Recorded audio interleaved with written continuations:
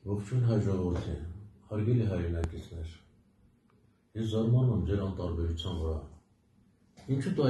դուք այդքան անտարբեր դարձաք։ Այն տպավորություն է, որ բոլորը դավաճան եք դարձել համարյա, բոլորը զոմբի եք դարձել։ Նիկոլն ասում է Տիգրամաշենը, Ոսկեպարը և մի այլ գյուղ պատկանում են Ադրբեջանին։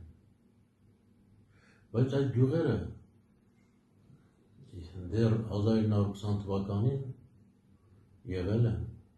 Հայկական Հանրապետության կազմի մեջ, այս ժամանակ Հայկական Հանրապետության տարածքը եղել է 31,000 քառակուսի կիլոմետրի ծավալ։ Ադրբեջանի պաշտոնյաները կարողացել են կաշառել Մոսկվայի ծախու չինովնիկներին։ Նրանք ինչպես այժմ են ծախու, այնպես էլ այն ժամանակ են ծախու։ Տարբերություն չկա նրանց մեջ։ Այո, նրանք տարբեր կաշառքներ են տվել, նվերներ են տվել և Մոսկվայի միջոցով առաջացել են այդ անկլավները։ Այդ անկլավները սկզբում ադրբեջանցի անասնապահները բերել են իրենց անասունները և որոշ ժամանակ մնացել են այդ տարածքներում, իսկ հետո նրանք այդ տարածքներից էլ չեն տեղափոխվել, այդպես առաջացել են անկլավները։ Նիկոլ, ուշադիր լսիր, բավական է դու մեր հողերը աջ ու ձախ նվեր տաս, ինչ ես զում մեզանից, հեռացիր գնա, էլի քեզ տարբեր լավ վայրանտներ ենք առաջարկում, դու չես ցանկանում հեռանալ։ Նարեկ Կարապետյանն էլ այն կողմից է ասում, նավը մոտենում է։ Եղբայր, նավը վաղուց մոտեցել է, որ դուք բոլորդ նստեք այդ նավը ու հեռանաք, հատկապես Նիկոլ, դու նավը մոտեցել է, որ քեզ փրկի, բոլորիդ փրկի։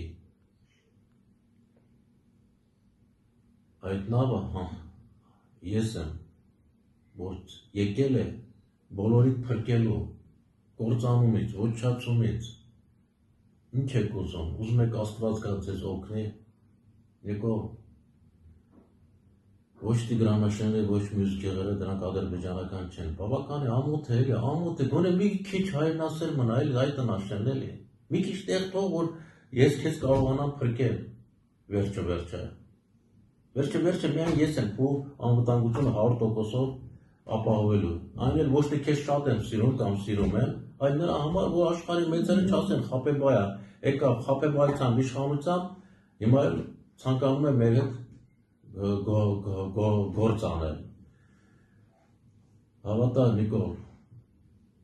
բոլոր տարածքները, որոնք հայկական են եղել, այդ թվում Արցախը, Նախիջևանը, Գանձակը, դրանք ես բոլոր առանց պատերազմի հետ եմ վերադարձնելու։ Իմիջիայլոց Նախիջևանի մոմենտով այլևս ցանկանում է, որ դու ինչ-որ հաստատես, որ Նախիջևանը Ադրբեջանն է, այդպիսի սխալ չկատարես, թող և նորից եղբայր, լավ թող եղբայր լինես, թող ես այդ տարածքները առանց պատերազմի հետ վերցնեմ, առանց պատերազմի, ես գիտեմ դրա ուղին, ու միայն դա կարող եմ ես անել, քանի որ միայն ես կարող եմ միլիարդավոր, տասնյակ, հարյուրավոր միլիարդ դոլարներ աշխատել մեր երկրի համար, իսկ այդ փողերով մենք ամեն ինչ կարող ենք հասնել, և հզոր բանակ ունենալ,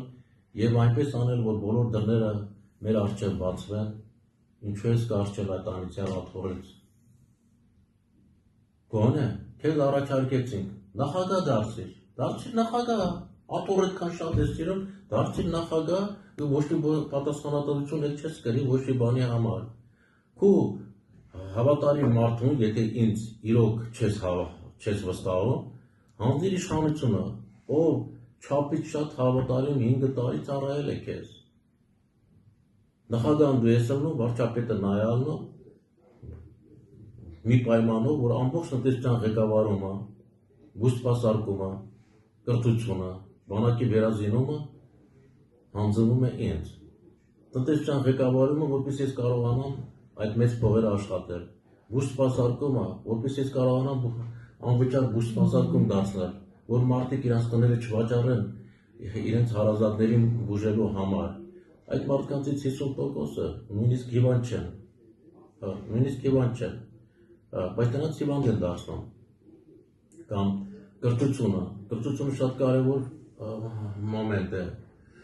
բոլորը պետք է դառնան ինչպես ազնիվ, հայրենասեր, մարդասեր, խաղաղասեր, այո, ես լավագույն մարդու էտալոնն եմ, որոշ մարդիկ ուզում են